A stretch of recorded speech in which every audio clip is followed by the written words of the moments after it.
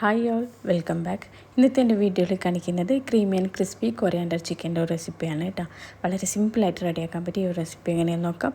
അതിനുവേണ്ടി 1/2 kg boneless piece എടുത്തിട്ടുണ്ട്, boneless chicken എടുത്തിട്ടുണ്ട്. ഇനി ഇതിലേക്ക് 1/2 ടീസ്പൂൺ ജിഞ്ചർ ഗാർലിക് പേസ്റ്റ് ചേർത്തിട്ടുണ്ട്.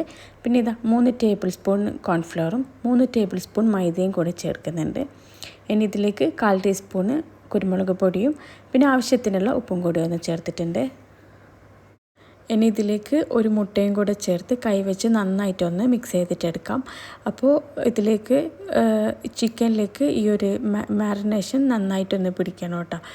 അപ്പോൾ 20 മിനിറ്റോളം ഒന്ന് റെസ്റ്റ് ചെയ്യാൻ വേണ്ടിയിട്ട് വെക്കണം. കൈവച്ച് നന്നായിട്ടൊന്ന് മിക്സ് ചെയ്തിട്ടെടുക്കാം. അപ്പോൾ നമ്മൾ ഈ ഒരു ചിക്കൻ പീസ് ആക്കുന്ന ടൈമിൽ ചെറിയ ചെറിയ പീസ് വേണം കേട്ടോ ആക്കാൻ വേണ്ടിയിട്ട്. ബോൺലെസ് പീസ് തന്നെ എടുക്കാൻ വേണ്ടിയിട്ട് ശ്രദ്ധിക്കുക. അപ്പോൾ ഇത് മാരിനേഷൻ കഴിഞ്ഞ് ഇനി ഇത് ഞാൻ 20 മിനിറ്റ് ഒന്ന് റെസ്റ്റ് ചെയ്യാൻ വേണ്ടി മാറ്റി വെക്കാനായിട്ട് ചെയ്യുന്നത്.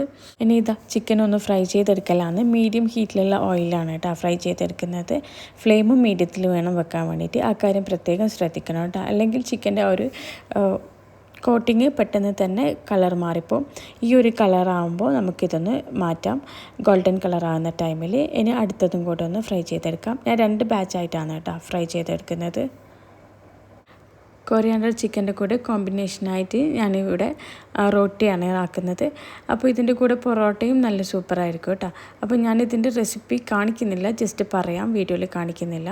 ഇതിൻ്റെ ഒരു കുഴച്ചെടുക്കുന്നത് ഞാൻ മൈദയിലേക്ക് ഉപ്പും കുറച്ച് പഞ്ചസാരയും ഈസ്റ്റും കൂടെ ചേർത്തിട്ടൊന്ന് റൈസ് ചെയ്യാൻ വേണ്ടിയിട്ട് മാറ്റി വെച്ചിട്ടുണ്ടായിരുന്നു. അതിനുശേഷം ഇതിലേക്ക് മല്ലിയിലയും കൂടെ ആഡ് ചെയ്തിട്ട് ജസ്റ്റ് ഒന്ന് പരത്തിയിട്ടൊന്ന് ചുട്ടെടുക്കലാണ്. അപ്പോൾ ഞാൻ ഇത് ഡോ ആക്കുന്ന ടൈമിൽ കുറച്ച് ഒലിവ് ഓയിൽ ചേർത്തിട്ടുണ്ടായിരുന്നു. അപ്പോൾ ഈ ഒരു ടൈമിൽ ചുട്ടെടുക്കുന്ന ടൈമിൽ ഞാൻ ഇതിലേക്ക് വേറെ ഓയിലൊന്നും സ്പ്രെഡ് ചെയ്തിട്ടുണ്ടായിരുന്നില്ല. ഇനി ഇതൊന്ന് ഒരു ടവലിലൊന്ന് കവർ ചെയ്ത് വെക്കാം, അല്ലെങ്കിൽ ഹാർഡായി പോകും.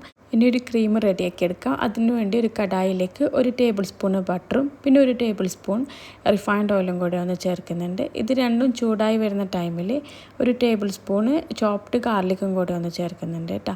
ഇനി നന്നായിട്ടൊന്ന് സോട്ട് ചെയ്തെടുക്കാം. ആ ഒരു ഗാർലിക്കിൻ്റെ ഒരു സ്മെല്ലില്ലേ അതിലൊന്ന് വരുന്നത് വരെ ഒന്ന് നന്നായിട്ടൊന്ന് സോട്ട് ചെയ്തിട്ടെടുക്കാം കേട്ടോ. ഇനി ഇതിലേക്ക് 2-3 പച്ചമുളക് ഒന്ന് ചേർക്കുന്നുണ്ട്. അത് നമ്മൾ എരിവിനനുസരിച്ചിട്ട് അങ്ങനെ ചേർത്ത് കൊടുക്കാം. ഇതിലേക്ക് പെപ്പർ പൗഡറൊക്കെ ചേർക്കുന്നതുകൊണ്ട് തന്നെ കുറച്ച് സ്പൈസി ആയിരിക്കും. ഈ ഒരു കൊറിയാണ്ടർ ചിക്കൻ്റെ ഒരു ടേസ്റ്റ് എന്ന് പറയുന്നത് സ്പൈസിയാണ്, ചെറിയൊരു പുളി അങ്ങനെയൊക്കെയുള്ളൊരു റെസിപ്പിയാണ് കേട്ടോ ഇത്.